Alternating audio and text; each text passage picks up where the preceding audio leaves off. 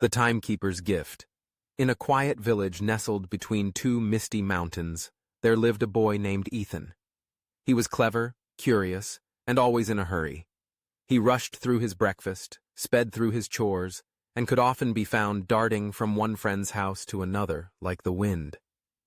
But no matter how much he did in a day, Ethan always felt like there wasn't enough time. One foggy evening, while exploring the edge of the forest, Ethan stumbled upon something strange. Beneath the roots of an ancient oak, half buried in moss, sat a peculiar old watch. Unlike any watch Ethan had ever seen, it didn't have numbers. Instead, the face of the watch shimmered with moving images, people laughing, playing, talking, hugging. Moments. As soon as Ethan touched it, everything froze. The wind halted mid-whistle. Leaves hung in the air like decorations on invisible strings. Even his own breath paused. Then a voice spoke. "You've found my timepiece," said an old man, appearing out of nowhere. He wore robes the color of twilight and had a beard that swayed like it was alive. "I am the Timekeeper." Ethan's eyes widened. "Is time broken?" The Timekeeper chuckled softly. "No, child. You've paused it, for now. But that watch you hold is no toy. It shows what people do with their time. You see, time isn't something you keep in your pocket.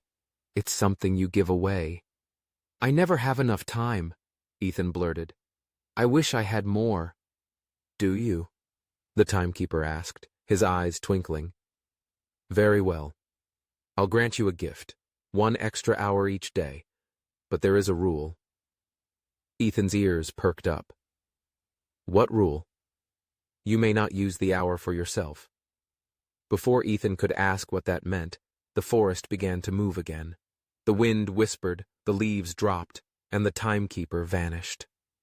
That night, when the town clock struck midnight, Ethan's watch glowed. A soft hum filled his room. Time had stopped for everyone, except him. He had his extra hour. At first, Ethan didn't know what to do. He tried reading a book, but that was for himself. He tried sneaking an extra cookie, but that was also for himself. So he looked out the window and noticed old Mrs. Willow's garden, overrun with weeds. She had been too sick to care for it. Quietly, he tiptoed outside and began pulling weeds by moonlight. The next day, Mrs. Willow smiled brighter than Ethan had ever seen. Night after night, Ethan used his secret hour to help others. He mended his sister's broken toy, left a kind note for the lonely baker, and cleaned the schoolyard when no one was watching. Something strange began to happen. He no longer felt like he didn't have enough time. In fact, his days felt fuller, even though he was doing more for others. He laughed more, listened longer, and ran a little slower. His heart felt light. One evening, after many weeks, the Timekeeper returned. "You've used your gift well," he said. "Most would have wasted it. You learned what many grown-ups never do." Ethan looked up. "That time is best spent on others?" The Timekeeper smiled. "Exactly. We all wish for more time. But what matters is how we use the time we already have. You no longer need the extra hour." Ethan felt a pang of sadness. "Will I forget all this?" "No," said the Timekeeper. "The hour may end, but the habit stays. You've learned to give the best gift of all, yourself." With a wink, he vanished once more.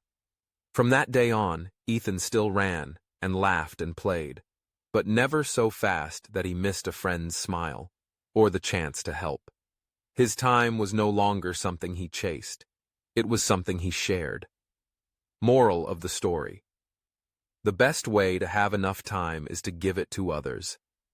Generosity, not speed, is the secret to a meaningful life.